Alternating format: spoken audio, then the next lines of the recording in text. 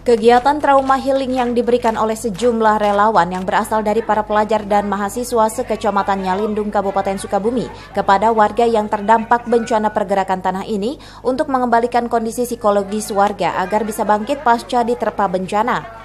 Dalam trauma healing ini sejumlah anak-anak diajak oleh para relawan untuk bermain permainan tradisional dengan penuh keceriaan. Melalui kegiatan permainan yang menyenangkan ini diharapkan bisa membangkitkan semangat dari anak-anak korban bencana. Cara penerapannya gimana?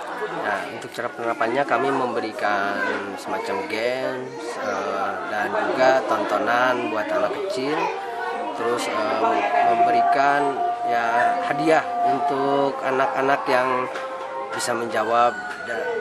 Intinya kita memberikan hadiah untuk semua, tapi untuk menyemangati mereka kita kasih game dan juga tontonan buat anak-anak. Ada nggak Dari Nyalindung, Kabupaten Sukabumi, Iqbal Bakar melaporkan.